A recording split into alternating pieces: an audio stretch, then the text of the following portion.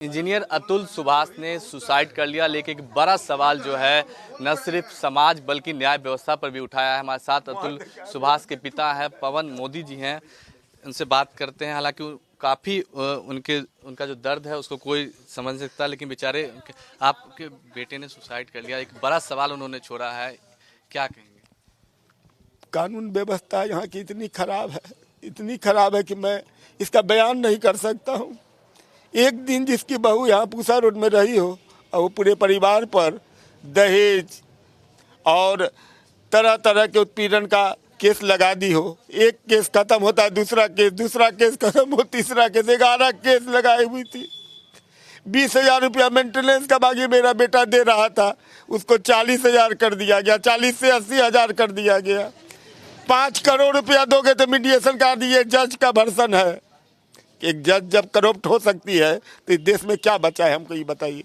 आप जाते हैं गुहार लेके कहाँ, न्यायालय में। न्यायालय का फैसला कौन करता है? मजिस्ट्रेट करता है। मजिस्ट्रेट के पास लोग क्यों जाता है? इंसाफ मांगने जाता है। उसको किसी कानून के धारा की जानकारी नहीं है, उसको मजिस्ट्रेट पर बैठा दिया जाता है। ये अपने कानून की व्यवस्था है यहाँ के भारत की। बेंगलोर में अतुल रहते थे, आप समस्तीपुर में रहते हैं, यहाँ से जौनपुर जाना पड़ता था। कई मामले आप पे 11 केस है कि अक्सर आपको जाना पड़ता होगा? अक्सर जाते थे। हमारे वकील हमारी अवस्था को देखकर टाइम लेते थे। फिर हम गए तो हम लोग को एक आदमी को बेल कराने के लिए यूपी का नियम है कि 2 बेलर चाहिए। दोनों बेलर को 20-20 हज़ार का एफडी चाहिए। मैं यहाँ से 8 बेलर लेके गया था।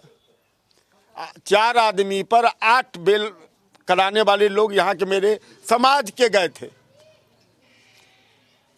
कोई कोठिया के लोग थे, यहाँ से 2-3 आदमी थे, पूसा रोड से हमारे रामविलास भैया गए थे, सब गए थे। हमको बेल करा के हम लोग परिवार आ गया। उसके बाद फिर केस हुआ, मैंने फिर तारीख पड़ी तो फिर हम गए। मेरा लड़का तो 40 बार आया है बेंगलोर से सर। हम तो मान लीजिए 10 घंटा में पहुंच जाते हैं, उसको बेंगलोर से चलना, बेंगलोर का ट्रैफिक के कारण लोग को फ्लाइट पकड़ने के लिए 7 घंटा पहले, 6 घंटा पहले जाना पड़ता है। उस शनिवार को चाहता कि हम जाएं, मेरा समय बच जाए। बहुत बड़ा साइंटिस्ट था, तो वो अपना समय बचाने के लिए शनिवार को निकलता था। वहाँ जाता था, मालूम पड़ता था कि आज नहीं आई, मजिस्ट्रेट नहीं आई, तो उसका कोई विकल्प नहीं है। उसका पेशकार कहता था कि 500 रुपया दोगे तो तुमको थोड़ी 10 दिन के बाद की तारीख देंगे, नहीं दोगे तो 4 दिन के बाद की तारीख देंगे। यही तो खेला है सर।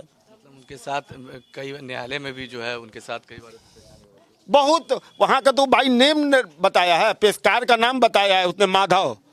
उसका ये है कि जज के सामने वो पैसा लेता है, 50 से लेके 500 तक का उसका रेशियो है।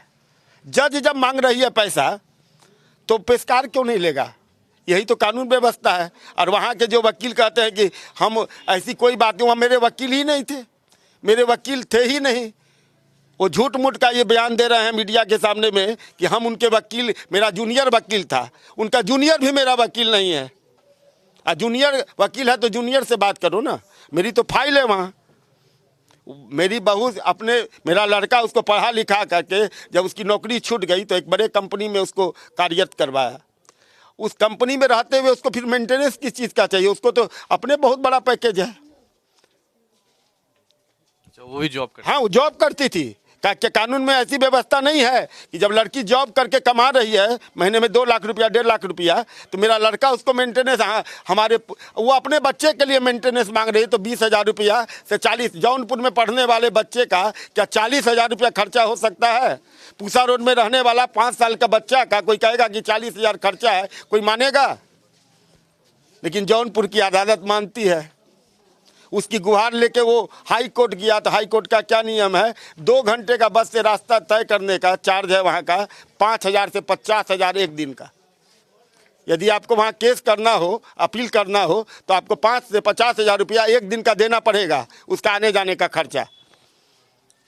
ये अपने बहू से कभी बात हुई आपकी? नहीं, आज तक नहीं। यहाँ से जाने के बाद कभी बात नहीं हुई। ना मैं कभी गया हूँ बेंगलोर, ना वो कभी पूसा रोड आई है। तभी हम लोग के ऊपर पूरा परिवार पर केस डाले हुए हैं।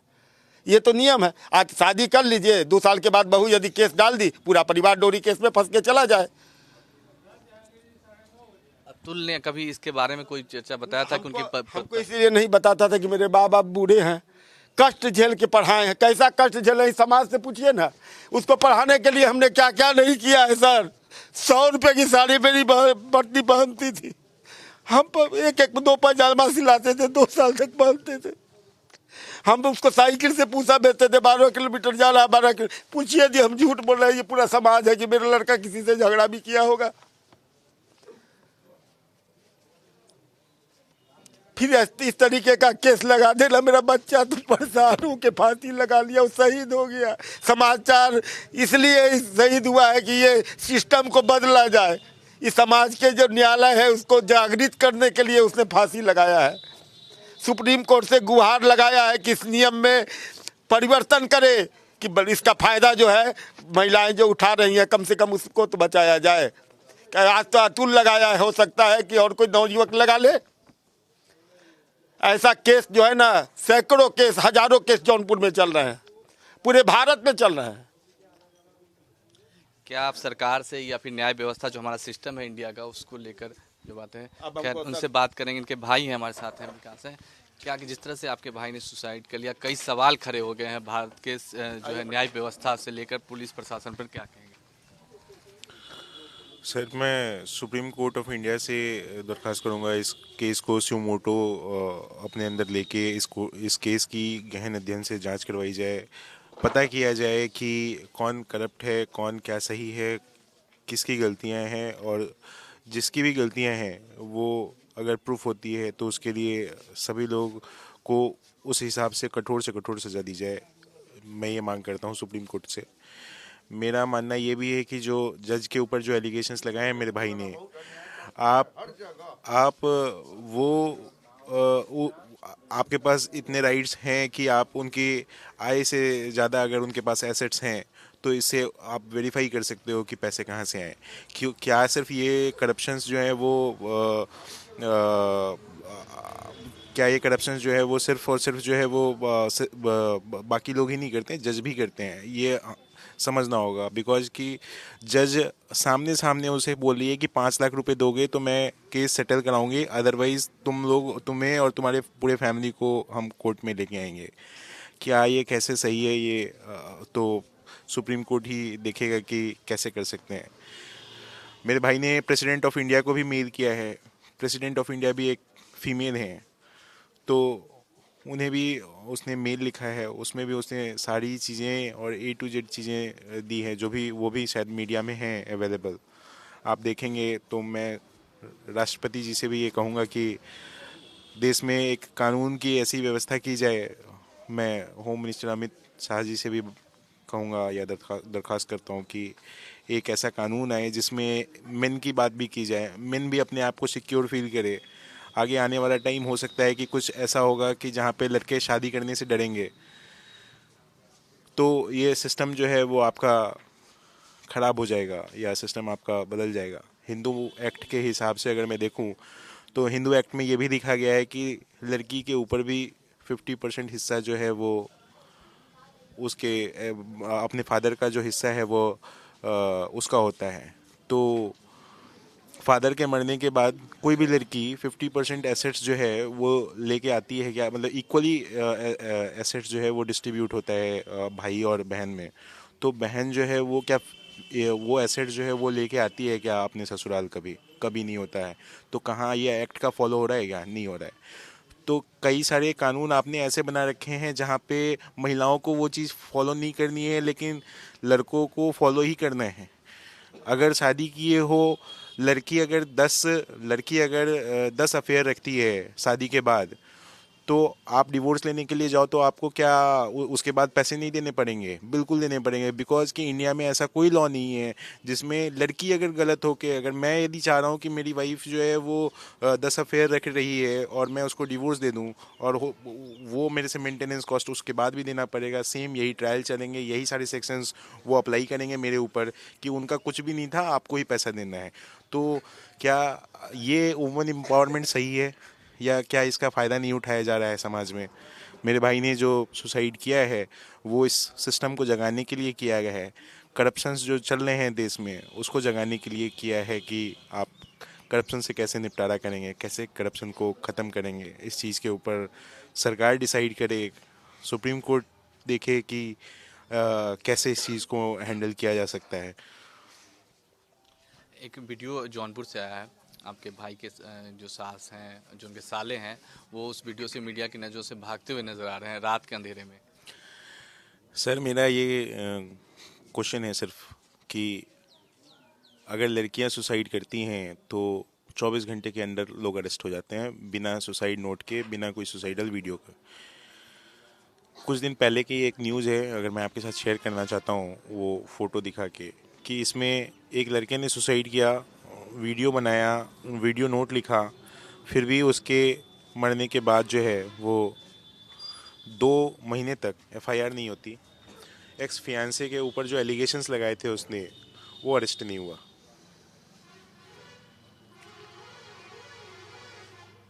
ये फोटो है।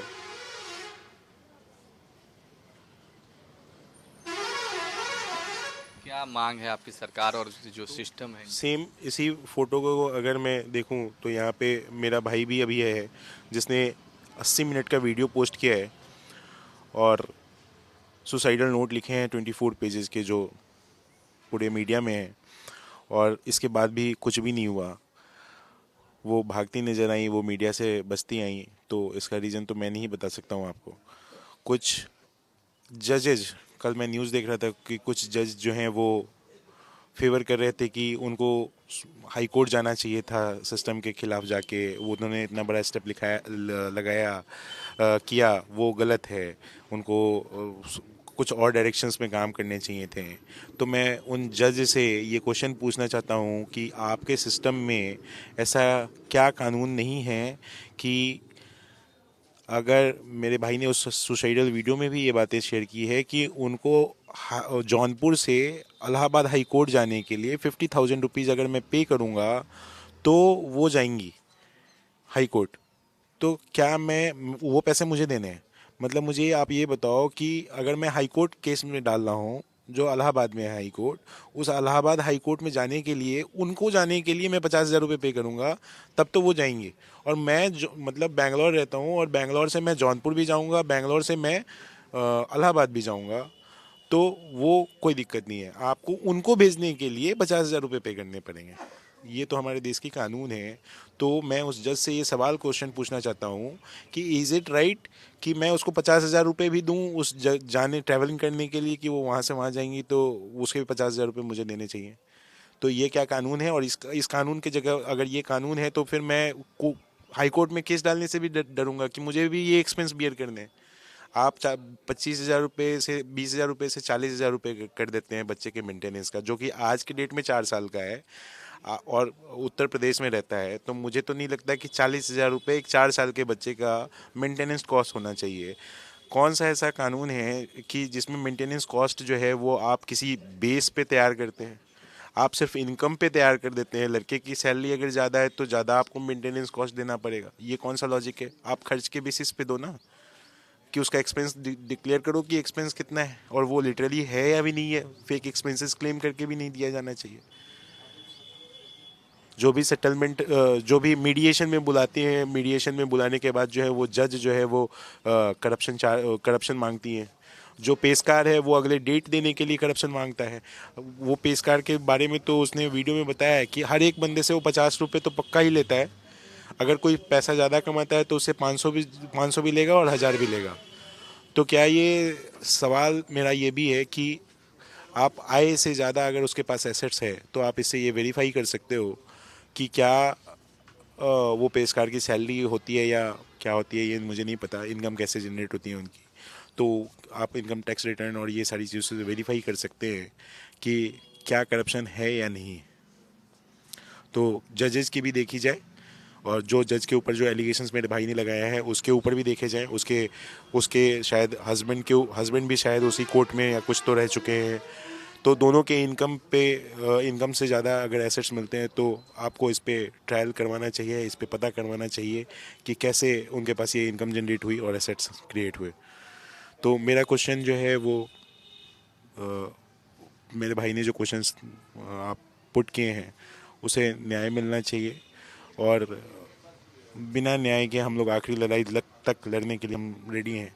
सुप्रीम कोर्ट इसमें डिसाइड करे कि कौन गलत है कौन सही है। और एक मैं हमेशा अभी से जब से ये हुआ है तब से मैं गुहार लगाने की कोशिश कर रहा हूँ कि एक देश में एक ऐसा कानून होना चाहिए या एक फोरम होना चाहिए या एक कमेटी होनी चाहिए जहाँ पे एक लड़का भी कुछ जाके कुछ बात कर सके, एक लड़का भी जाके कुछ अपनी मेरे जो राइट्स हैं वो अपना प्रेजेंट कर सके, वहाँ भी उसकी बात सुनी जाए कि कौन सही है कौन गलत है।